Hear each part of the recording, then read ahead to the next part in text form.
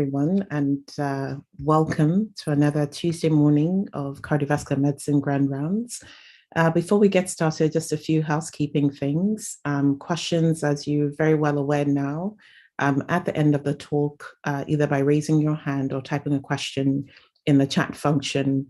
Just to let everyone know, thankfully, with some of the changes in the COVID restrictions, we're going to start moving towards a hybrid model for grand rounds, and we will notify you well ahead of time of talks where speakers will be available in person in Fitkin, as well as live streaming on Zoom. So this is incredibly exciting after almost 2 years exactly of a virtual format. So I believe our first in-person talk is on March 22nd, but again, we will be sure to let you know well ahead of time when those hybrid talks will be and when we will be mostly on Zoom.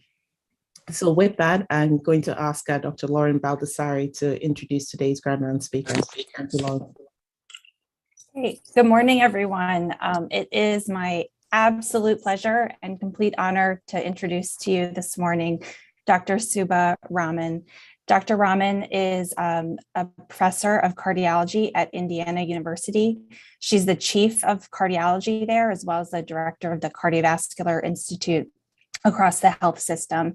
She completed her undergraduate training in electrical engineering, as well as additional graduate training and research fellowship in that field at Ohio State University. She also completed her medical training there and cardiology fellowship, and then went on for advanced additional cardiac MR training at Wake Forest. She then went on as faculty at Ohio State, where she established one of the most well-known cardiac MR programs there, as well as development of cardiovascular advanced imaging services. She is a true physician scientist with many, many areas of both clinical and research expertise. Just to name a few, women's cardiovascular disease, exercise, cardiac MR, evaluation of cardiomyopathies with advanced imaging techniques, and many others. And importantly, she has held many leadership roles within the Society for Cardiovascular Magnetic Resonance, including she's our most recent past president of this society. And within these many roles, she has served as an incredibly important mentor, as well as role model for many members, as well as others within the society in the field, myself included. So it's just really an honor to have you here this morning, Subha. And I'm going to turn it over to Dr. Raman as she will speak with us about the role of cardiac MR in delivering high value cardiovascular care. Thanks so much. Thank you, Lauren. I will say that one of the thrills of the academic life and medicine in general is working with bright people like you and seeing you establish yourself in your own right. And I've learned a lot from you as well. So thank you for that very kind introduction. I have no disclosures. So I truly hope we get to some conversation this morning. And I won't focus so much on the value equation, not my forte, but really take us through some stakeholder perspectives and look at how CMR stacks up. And then in my recent pivot to a new role, it's allowed me to consider how we can improve access to really impact human health. This is a definition of high value care from the Institute of Medicine, which is that it is the best care for the patient with the optimal result for the circumstances delivered at the right price. I think this one is a durable definition. And I'll start from the patient's perspective. What does this mean? I'd like an accurate diagnosis with less uncertainty. If I've survived sudden cardiac death, what was the cause? I'd like reliable prognostic information. I shouldn't necessarily be reassured if I have a normal EF, if there's myocardial damage or scar. And I'd like to know if I'm considering a procedure, will it relieve my symptoms? Will it improve my survival? I picked these only because, as I'm sure this audience is familiar, there are strengths in CMR in all of these realms. So, trying to get the myocardial characterization in sync with therapy, like a defibrillator, so you don't have it going off without knowing why. Really landmark work from Ankur Gulati and others, and subsequently replicated that it's the myocardium that is substrate for adverse outcomes like arrhythmias and heart failure. And then, as much as we have seen remarkable advances in valvular heart disease, structural heart disease, it's the myocardium. And this is, again, sort of a theme of where CMR can help us with patient value. And it takes time and resources to seek healthcare. If I've taken this effort, how do I go home and feel better about doing so? There's a remarkable literature from thought leaders like Dr. Spertus and many here that have looked at patient-reported outcomes. And again, very impressive work that we now think of routinely in clinical trials. Value for the patient, I think, is especially well delivered when we can integrate these assays in an efficient manner into our routine clinical workflow. This was an interesting paper from the nursing literature looking at the WHO domains of quality of life. And I keep this here because, the great bedside clinicians in this virtual room and beyond know not just the symptoms, but the impact of disease and care on all of these domains. This was also a remarkable study that I wasn't familiar with, that there are countries that use quality of life years in reimbursement decisions.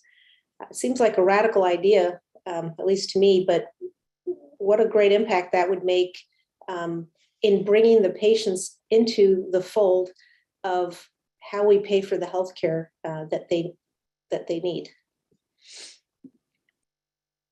We'll shift now to the referring physician. Again, thinking in terms of someone who might be ordering an imaging test. Certainly want timely access, and I'd appreciate the discussion if we get to thinking about things like clinical decision support mechanisms. Penalty phase, I think, is on hold until 2023, but this might be a good time to find out what your referring docs are using. Is it accurate from your perspective? Does it actually incorporate the best evidence to choose the right test? And who are your partners in the administrative realm to make changes if you feel like those are needed? Zeroing in a little bit more on CMR, if I order a test, I'd really like, especially if I'm not an expert in this domain, visually intuitive and actionable results. This was a nice paper on diastolic function parameters with CMR, such a range of data. As a referring doc, is there a way to simplify this, perhaps with the artificial intelligence enabled synthesis to help me with diagnosis and prognosis for my patient?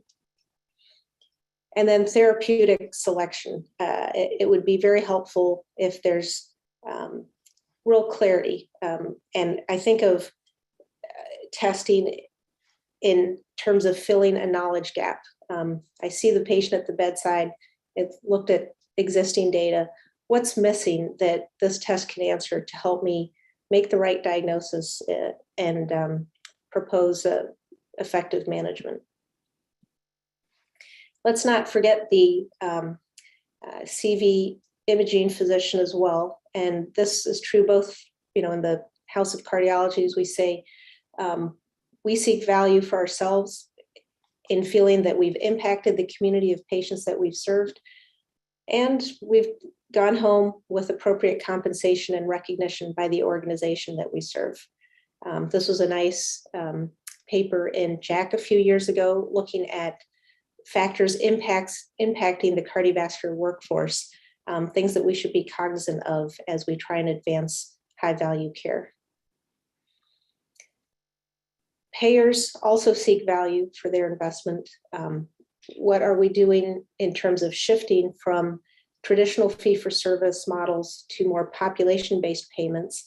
I've read in one report that Medicare Advantage and fee-for-service really are driving towards categories 3 and 4 at this point in 2025. We'll see if that progress is made.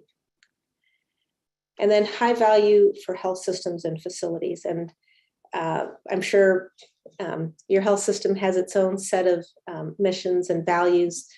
These are some from where I work in Indiana, and probably not dissimilar if we look at other programs around the country, really driving towards impacting the community, thinking about population health in terms of covered lives, new healthcare delivery models and payment models, destination health. What are those things that attract patients from a distance to get care that they might not have within their community, and then broader impact in terms of the caliber of our work. So those were some various perspectives from stakeholders. How does cardiovascular magnetic resonance stack up?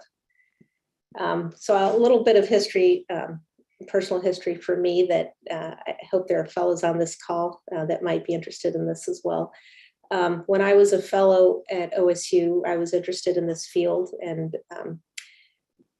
had gone to Wake Forest and came back, and they said, there's this trailer over here if you want to try and do your cardiac scans. And I said, okay. And we actually had Dudley Pinnell, who was a past president, one of the founders of the Society for Cardiovascular Magnetic Resonance, come as a visiting professor. And I remember sitting out here looking at a study with him, a patient with marked lipomatous hypertrophy that was causing pericardial tamponade.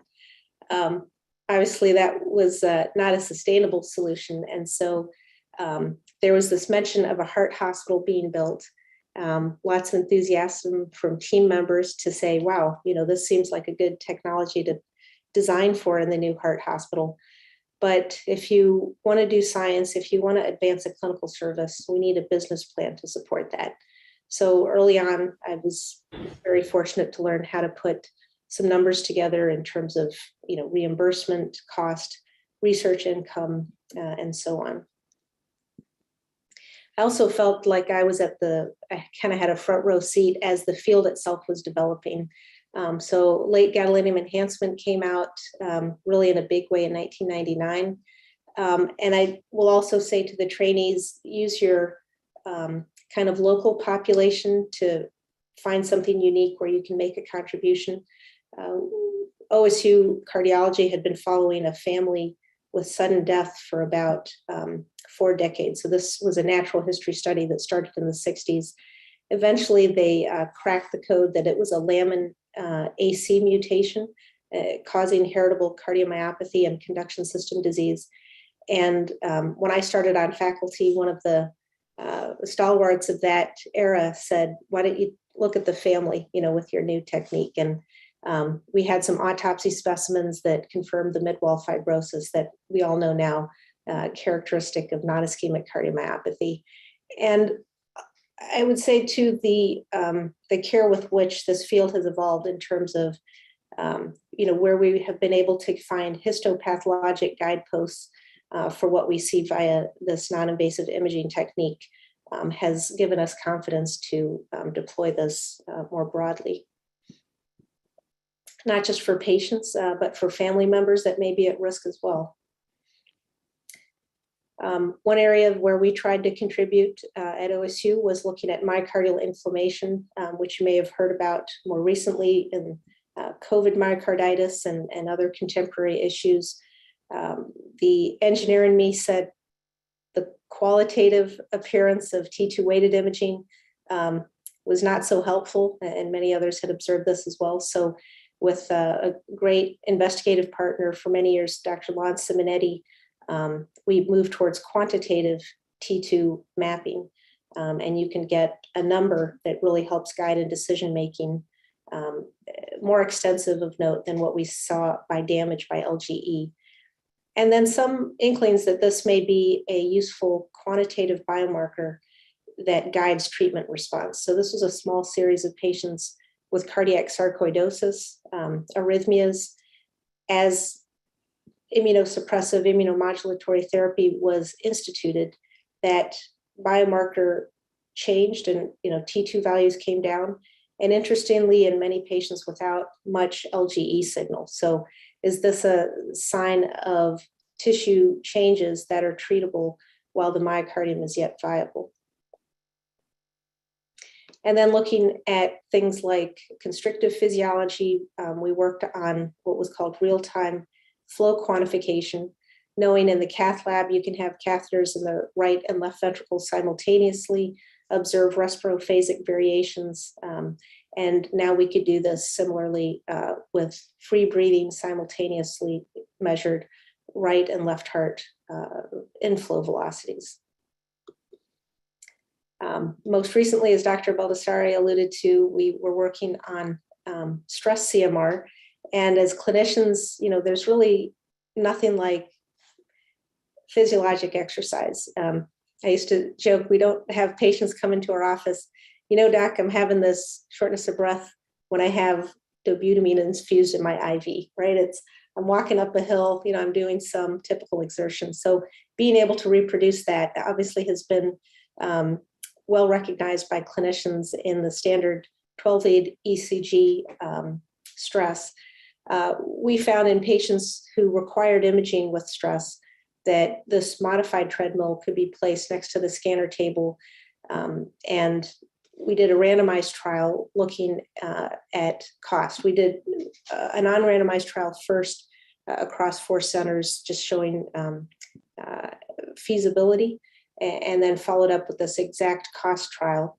And, point to ponder is the sensitivity analysis. If we looked at current costs for different modalities, as those change, let's say cost of SPECT comes down, CMR goes up, how does this hold up? So that it looks like it is potentially beneficial across the range of costs. And then again, coming back to the patient, what outcomes matter to them. So we looked at DAISY scores and again found lower costs with CMR. So perhaps a provocative question, as we think about high value advances in cardiovascular imaging and the cost to our health system, would it make an impact if we started shifting some things in the coming years? This is work by Pontone and colleagues, randomized trial comparing CT angiography to stress CMR, I think in a very important population. So patients who have already been revascularized. In many instances, we see ischemic cardiomyopathy as a result of our successes of prior revascularization. When we have complex disease like this, stress CMR is indeed cost-effective and useful for patients. So this was the Cmr service when I left OSU in 2020. We had a really nice, what I'll call closed loop between innovation and unmet needs. I alluded to the example of T2 mapping. It was sort of a bedside observation that I shared with our engineers and physicists. The technical development came back and we dialed that into prospective studies in different disease states. We had some work in atherosclerosis, so looking at carotid plaques, the iron content as a marker of instability, thinking of safety, so non-contrast MR angiography. Again, other groups have done quite a bit of work here as well. I talked about the treadmill and ischemic heart disease and pericardial and some of those niche applications. And I almost say, sometimes this was the bubble, for CMR, that we had dedicated instrumentation. We had, sort of a high power team of physicists and engineers. So it really was an ideal environment for investigation, plugging it back into advanced clinical protocols, and certainly the education mission, very important that we had a training program that fellows went on, carried the flag, as I like to say, to different parts of the country and the world, and are doing amazing things in their own right. And the other encouraging thing is seeing all of that hard work show up in guidelines. So this is kind of a landmark paper from Jeanette Schultzmenger and a colleague. showing the presence of CMR in the European Society of Cardiology guidelines over many years, going back all the way to 2009. The UK is also an interesting example as we think about advancing access to high-value CMR. This is from the British Cmr Survey, and they've, for the population size, which I think is about 1/5 of the United States, they've really accelerated access in an impressive way. And how did they do this? Some of it has been through education and training that, now we're talking about second and third generation trainees going out into different parts of England to set up CMR practices. And I like this aspect of linking community hospitals to tertiary sites for quality control. This just means we need to balance access with expertise, particularly for challenging cases, and to be able to dial in new advances in a timely manner.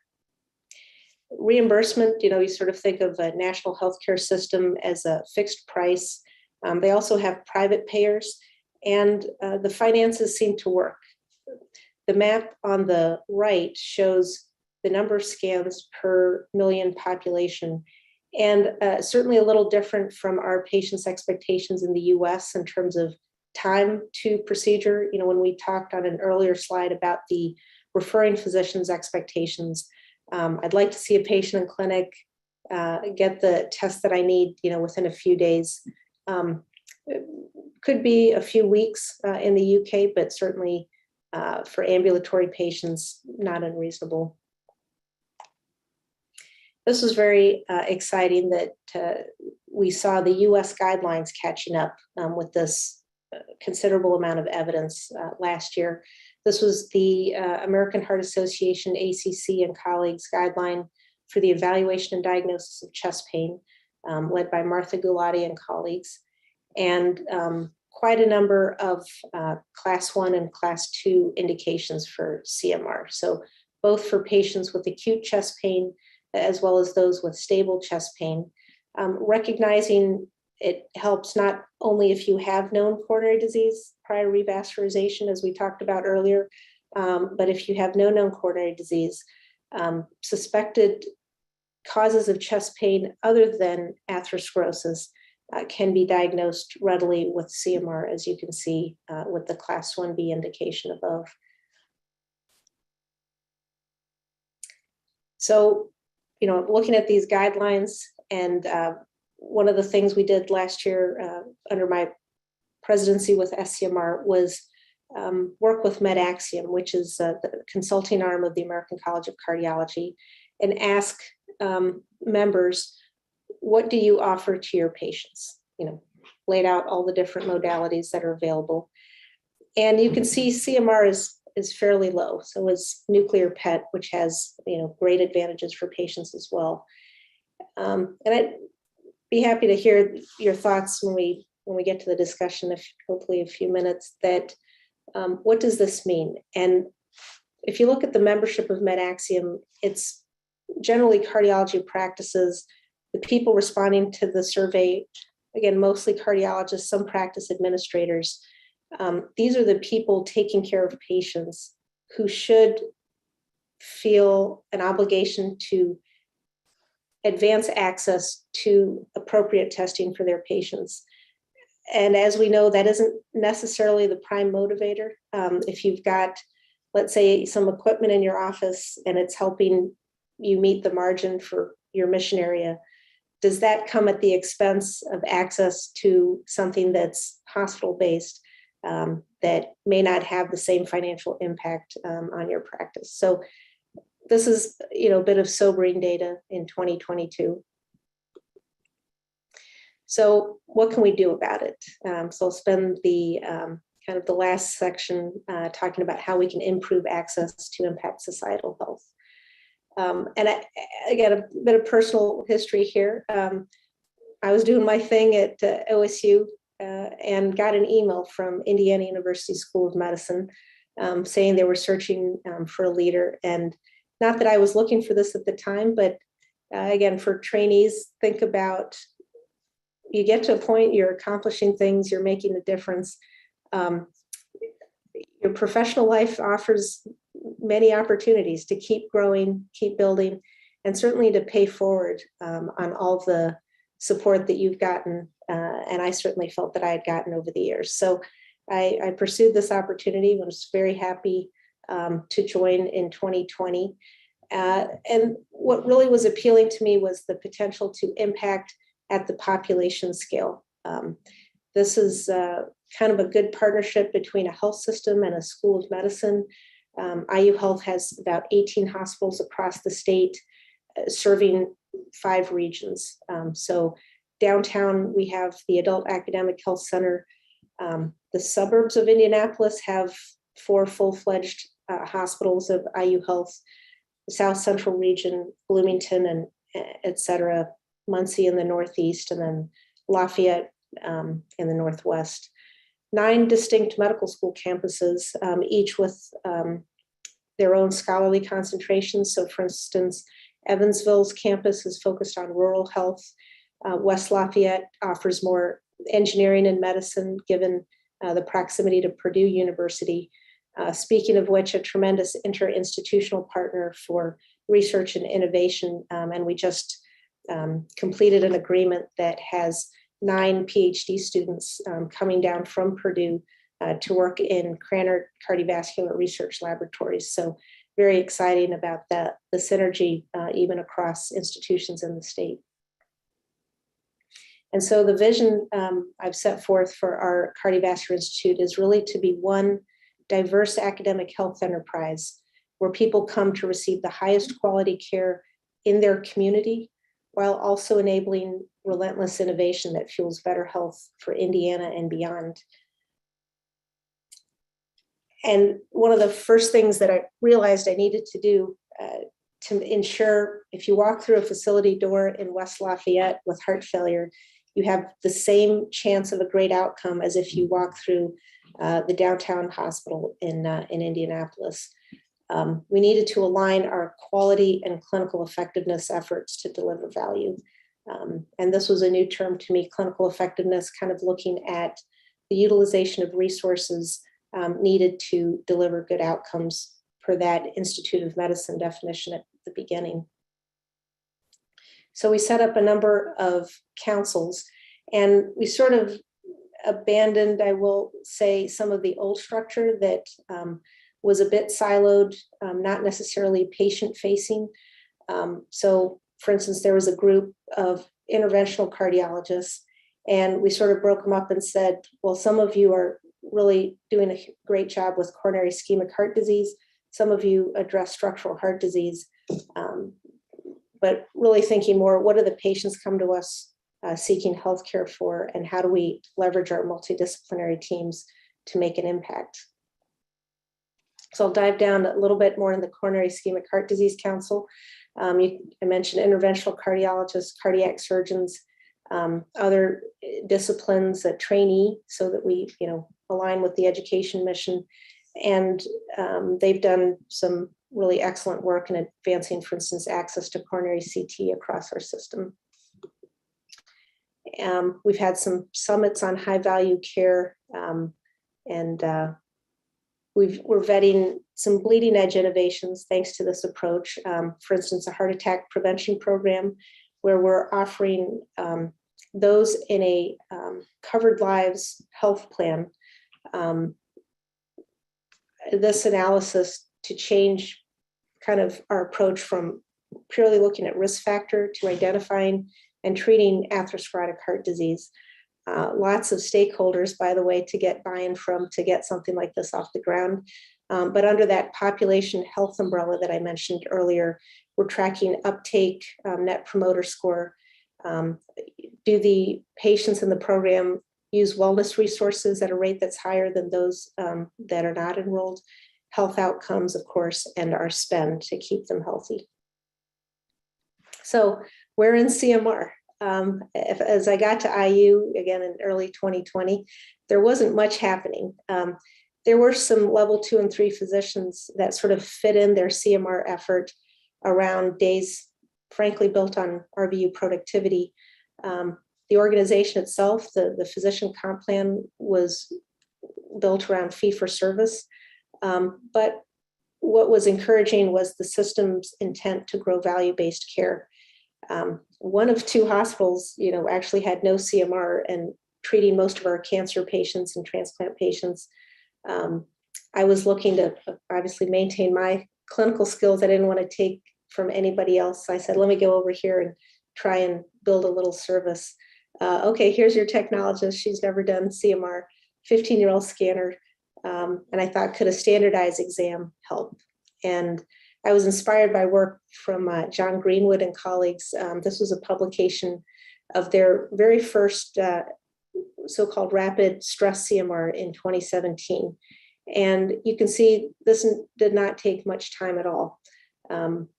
So could we build on this? And I was very fortunate to work with Nicole Sieberleek, Michael Markle, Amit Patel, Sven Plein, and others on this work that we just published in JCMR, really asking the question for the common questions that cardiologists see at the bedside in clinic. New onset heart failure. Why does this person have cardiomyopathy? What is the substrate for ventricular arrhythmia? What's the extent of ischemic and viable myocardium? And in someone who's symptomatic with troponin elevation, is there a non-ischemic mechanism of injury, such as myocarditis? And really laid out a protocol using decades-old techniques that can be implemented on most scanners within, again, a less than 30-minute time block. I think it's also important to learn from the developing world. I'm sure many in the field were inspired by this classic publication in 2008, again, leveraging the National Health System in the UK, where patients with thalassemia often died of iron overload, particularly in the heart. This was the number of deaths you can see in red due to iron overload over the years.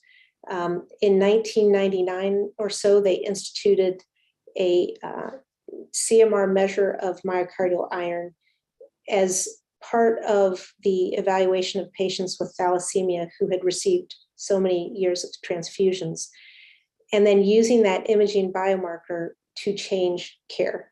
So I think really the exemplary illustration of a high value component to cardiovascular care that obviously resulted in great societal impact, 71% decline in deaths due to iron overload.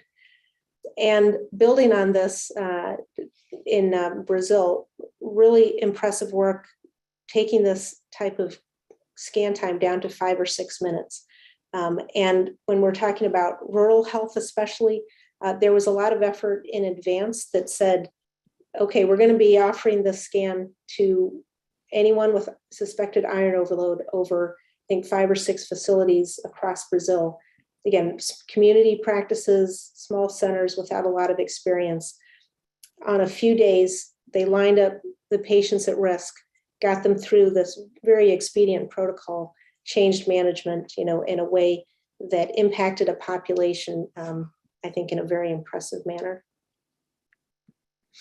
Building on this, Katia Menacho published the INCA study. So here looking at that rapid protocol that I showed you, just CINES and late enhancement imaging in Peru, and showing an impact again that new diagnosis, particularly in older patients, leading to changes in therapy, and really minimal use of additional testing after this information was obtained. So I'll bring it back to Indiana. So we've got a little town on the west side, again, full-fledged hospital, STEMI program, in a town called Avon, Indiana. And I'm trying to convince the group there that CMR needs to be part of the armamentarium for those patients. Let's come back to our stakeholders again. I think patients, obviously will benefit. Referring physicians were eager to have access to this. The imaging physicians, perhaps a bit reticent. Again, that RVU-rich activity would not be as compelling if they had to switch to CMR. but some hope as we shift to value-based compensation models. Facilities and health systems actually looked at this as providing value, no pun intended, a magnet for patients, referring physicians, and of course, value-based contracts. So I had to tackle physician compensation. For anybody who's done this, you can probably not put it on your top 10 favorite things to do, but it was important. And it starts with the faculty, and just getting buy-in on the idea that a very productivity-based comp model really wasn't healthy for anyone. And there was no mechanism to support transition to high-value care. So, as I mentioned, interviews with faculty, reviewing with leaders from supporting entities, some initial modeling. Oh my gosh, here's an outlier, we got to fix that. And then a final model that we started this year that really gives us a 4-year glide towards more of a base salary, some productivity incentive, but including the productivity of the team as well, and really dialing in a value incentive. So how do we make the case to facilities that CMR is important? And you may hear, wow, it's expensive and takes a lot of time on the scanner. If you look at reimbursement compared to other ways to use a scanner, it's actually pretty competitive. I'm sorry, I've made this point before. And I was fortunate to put this together recently for European Heart Journal. Again, trying to think in a GDP-like mindset that, how does healthcare come to pass? We, as those people benefiting, give our resources to those who fund care. If we can decrease the cost, we can make it more accessible. Patients can get back to what they care about. Mentioned fast standardized scans, education, hugely important, not just those doing CMR, but referring clinicians. So that level 1 type understanding, okay, this is where CMR can help my patient. And then really advance population health and productivity. And this, sort of CMR is the focus here, but think of this with any high value component to cardiovascular care. And then the last few slides, and particularly thinking about that disruptive CT plaque analysis software, it's gotten me to think about who is actually driving high value ambulatory cardiovascular care. I think our traditional health systems and practices obviously play a role, but increasingly there are third-party vendors with their own clinicians who also have direct access to patients. So I think it's really important for us to stay nimble, as people working in health systems, to think outside of our traditional structures. Just too many people, just very few. And then this is kind of a fun slide. Usually you don't put up these pictures and think of failure, but you've also, I'm sure, heard of Haven Healthcare. That was a partnership across Berkshire Hathaway, Amazon, and JP Morgan Chase, saying, we're going to provide our population, right, our 1.2 million employees and families, with simplified, high quality, and transparent healthcare at a reasonable cost.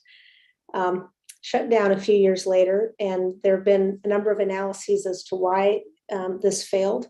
Harvard Business Review said that the distribution of lives, right, so they're widespread, it's not in a single region, precluded the ability to move regional provider costs, which makes sense.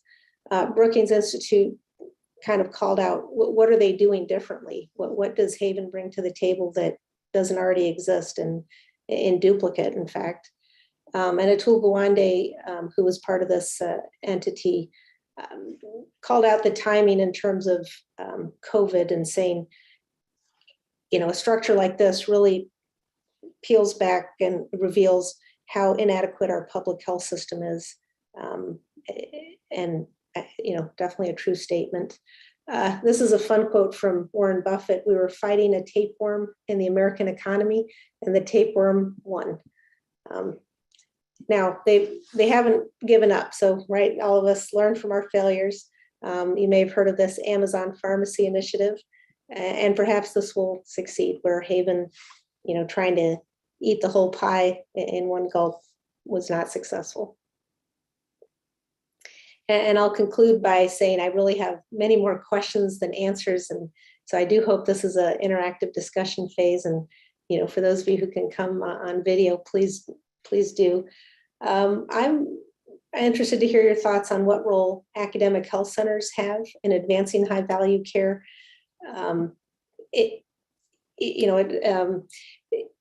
Being part of innovation for so many years, and then seeing kind of the signal drop in the community setting where patients could benefit, I think reminds me of the considerable work we have to do. And then how do we advocate for high value care amidst an annual focus on reimbursement? Now, this is I'll say a paraphrase from a leader at the ACC with whom I was having a conversation. And the acknowledgement was, we do kind of talk out of both sides of our mouth from an advocacy standpoint. We need higher reimbursement. Oh, but we provide high value care for our patients. There's got to be a way to harmonize those initiatives in a way that it's clear that we as clinicians, scientists, innovators really care deeply about providing high value for those we serve. So a few take-home points for your consideration: that I think we would agree that patients and clinicians deserve better access to high-value cardiovascular care. I believe CMR can help. Getting the diagnosis right guides the selection of effective treatment, and the right model can support the margin needed for your organization's mission. The highest value care, I believe, aligns and delivers for all stakeholders. So thinking patients, referring providers, imaging specialists, facilities, and payers. That I think this is a great time to start thinking about this more practically, because as we pivot to value, how do our cardiovascular practices sustain health? I believe I will stop there, and thank you very much. I'm very honored to be with you today, albeit from afar, and I will have some time hoping that we can at least engage via video. That was absolutely amazing talk. Thank you so much, Dr. Raman. I'm sure there are some questions and comments. People should feel free to unmute themselves and speak up, but also if you'd like to put a question in the chat, I'm happy to read that as well. I've got a question, Lauren. Can I jump in? Absolutely. Thank you, Dr. Raman. That was a fabulous talk, and I really enjoyed it. I'm an electrophysiologist, and I'm frequently in the position of diagnosing or risk assessing cardiomyopathies, and CMR is absolutely critical, as you know. We here at Yale, we have a fabulous team led by Lauren, our radiology department, and we have a 3-month wait to get a CMR. Now, occasionally the MR team is great and they'll fit in somebody with higher acuity, but that just means somebody else is waiting for 3 months. So do you have any thoughts on how we can expand our capacity? Thank you so much, Dr. Lampert, and cheers to all you do. And I think it is absolutely incumbent upon us to have these types of interdisciplinary conversations to get to the solutions that your patients need. We've taken 2 approaches. I'll just describe what we've done at IU facilities. Downtown, we've got very high volume to make the case for a dedicated CMR installation that's going in this month. And in the regions, we also have experts. We're taking advantage of remote supervision software. So, we're on site training technologists on that really rapid, standardized scan. So they're here too. I think our field has been a victim of its own success. Oh, now we've got T1 mapping. Now we've got, 40 flow, and we've got 17 techniques, and it's a, 60, 90-minute exam. Really just answer the clinical question, get the patient on their way in about 30 minutes, so that talking with your facility administrators, you can carve out, a chunk of time for CMR to have timely access for such patients and really get them on their way, get the information that's needed. I wonder if those strategies might help.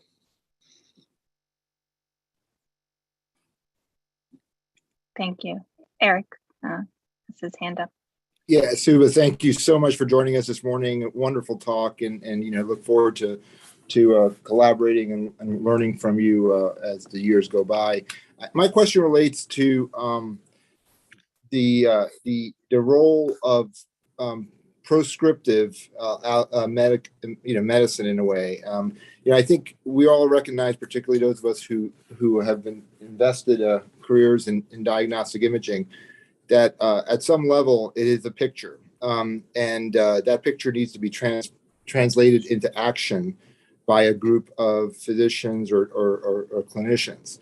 And so as you've proceeded with kind of initiating the CMR program at IU and in your other experiences, what strategies have you put forward to kind of work on that implementation piece? Because we can, if we leave it in the hands of referral and just getting access, but don't actually turn that access and that information into action, we just spent a lot of money without a lot of output. So I'm just curious how you're thinking about the implementation side of this. No, great question, Eric. And again, really good to see you, and I learned from you as well. And I'll use a historical example that just underscores your point. Some of the viability studies, even the randomized trials, obtained the imaging information, but the results were not tied to management. That is, if the study showed extensive scar, you still often got revascularized because, patient has good targets, right? I can sew something into that LAD and, there's some purported benefit, even though the muscle is dead. So I think you're absolutely right that if we don't tie management, if we don't tie action to the diagnostic data, it will have been for naught. So I'll come back, and this is a bit of a work in progress, but to that council structure that I set up. Each of those councils has an imaging expert or two on there as well. So for instance, the Coronary and Ischemic Heart Disease Council, we've got a really passionate young guy who's from the Indy suburban region, trained at Hopkins in coronary CT, who's just like, we got to have this everywhere. His enthusiasm is guided, or I wouldn't say tempered, but really channeled by those, interventionalists, cardiac surgeons to say, okay, so what do I do with this information? And I think you're right. Unless we tie the correct diagnosis to selection of effective therapy, we will have a huge gap.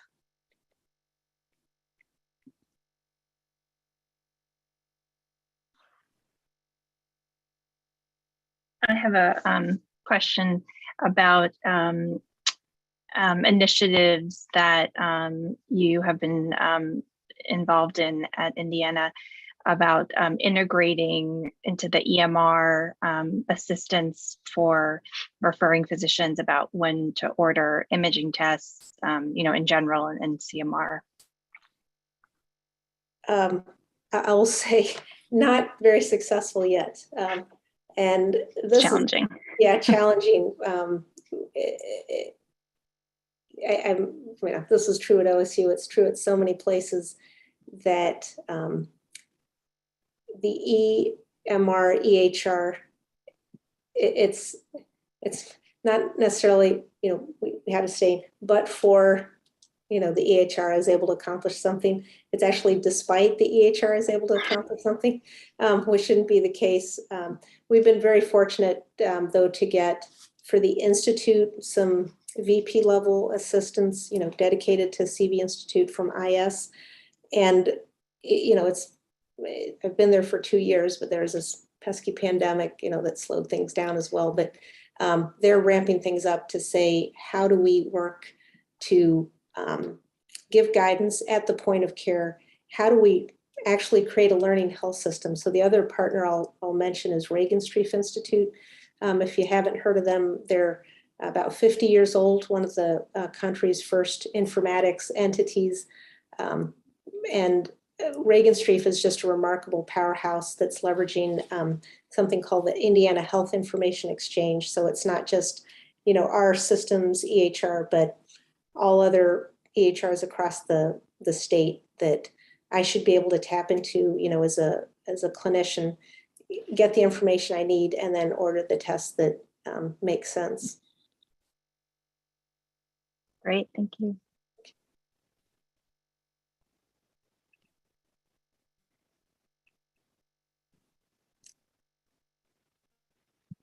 Let's see, we have a question from. Can you hear me, Lauren?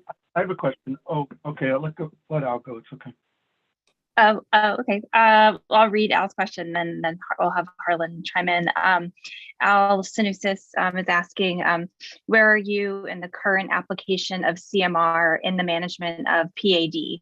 Do you see this as a potential area for growth of MRI? Yeah, love it. Al, great question. Again, thanks for being here this morning.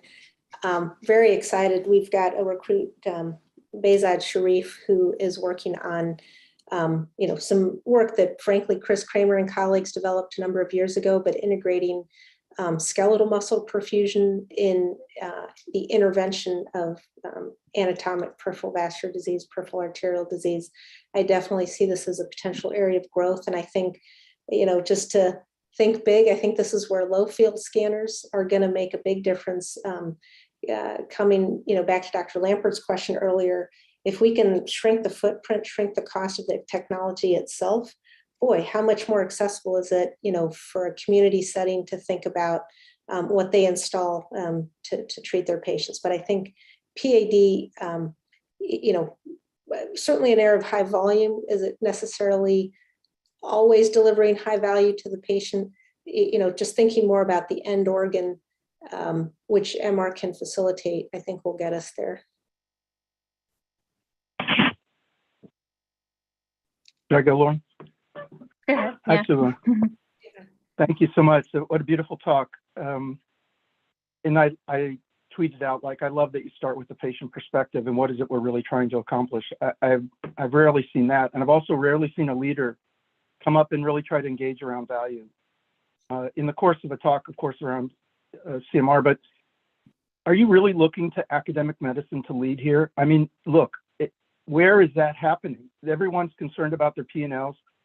There's pressure from the dean and then pressure from the president. There's no one who's sitting there and saying, you know what, we really could probably have the number of people hospitalized if we really invest in prevention in our communities and reduce the volumes on all of our major procedures. So, you're wise, you're calm, you're non-polarizing, you can engage, you're a leader. How are you going to do this? Because to me, it seems I've been frustrated to see what the path is, because everyone is so locked into the current business model, even to the extent that if MR is not in cardiology, it's hard to rally a lot of enthusiasm to engage it because it's not producing the revenue back to the, and that's not, Eric is wonderful. This isn't about any Yale. It's about just saying what I've observed around the country, that becomes very parochial. We're in our silos and we're responsible financially for that silo. So there's not a sense of all for one for all with regard to the revenue streams into the institution, but rather even reflects back to the individual. That's why I hate the RVU system. I really think it's it was poison because it got us away from teamwork and more from understanding what can we demonstrate for our individual productivity according to the way that the RVUs were calibrated and what they valued when they assigned them. So I'm just curious what your strategy is in terms, this talk is great and maybe you can show locally what Indiana can do, but what's your strategy to do it? Harlan, lots of really important points, and so much of what you described is the barrier, capital B across the country. And where I'm just kind of chipping away a little bit, with my team in Indiana is kind of finding those nuggets of mutual engagement, so I think we have a very forward-thinking CEO whose mission is to make Indiana one of the healthiest states. we're far from that now. I think we're, down in the 30s or 40s, but really an unwavering drive towards that. And, who are the other people that you lock arms with to take those, cautious steps forward against the bracing wind? Government advocacy, so there's Indiana surprisingly has a long history of healthcare leaders, not just in cardiology, but the Surgeon General has moved back to take an academic appointment at Purdue. I think, like you said, it's not within the walls of academia. It's for us having this passion, reaching out, listening to, understandably the fears. If the finance people in the health system are talking about, well, we lost this much in terms of operating margin last month, what are we going to do? Trying to stretch that horizon for planning out of the firefighting stage to, wow, if we knock it out of the park on value and quality, we're actually going to drive volume, and that you say it enough, you get enough people, to listen to you, and then you ask for help, right? I think, none of us can do anything like of this magnitude alone, but I do think it's incumbent upon each of us with the voices that we have, in the spheres of influence that we reach to make the case. Well, I'll just say I'm a big fan. I'm a big fan of yours, and this is great leadership, and anyway, inspiring. Thank you. Thank you. Great, thank you. I think someone had their hand up, but it disappeared. I don't know. If anyone wants to ask a question, please feel free to speak up. I'm not seeing. Okay. Great. Well, I think, Dana, did you have your hand up? Yeah, this is Dana Peters, our cardiac MR physicist. I have a question. There you are, Dana. A really great talk. And I guess my question as a developer of MRI is, I hear this message that we have all the imaging techniques that we need, but we need to use them, like do clinical studies and create greater value. So more clinical studies are needed. So my question is, do we really have all the clinical studies that we need? Are there no more techniques are needed? Like, are all of the questions in cardiac MRI, the cardiac MRI can answer, are they all answered? Definitely not. Dan, it's so good to see you this morning. I will tell you, I'll put a plug. I hope to see you in London if we're so fortunate to meet on AI and CMR in May. Certainly, I'll say there's two sides to that answer, and I'm cognizant of time. One is there is a huge pile of evidence that's been accrued that somehow hasn't made it to practice. And so that initial guideline advance last year, to me, was a real breath of fresh air in the US that, okay, somebody's at least reading the evidence that we already have. But moving forward, I would say two passive evidence. One is how do we make things, accessible and actionable, to Eric's point. There, I think we don't necessarily need trials. We certainly have that mechanism, but an ideal learning health system platform lets us take practice models across facilities, across health systems, and demonstrate, the evidence that we need to continuously improve practice, as CMR itself advances. And then, the other side of that is the technical innovation that you and so many others do, incredibly important. I think of disruptive things like MR fingerprinting, right? And when I order an echo, and the information comes back to me in a clinically actionable way. We need to get there, with CMR and not be, again, I was part of the problem too. I'm so fascinated. Oh my God, the ECV was high. And the referring doc's like, well, what the heck does that mean? What do I do with this information? So speaking the language of those we serve, I think, is important as well.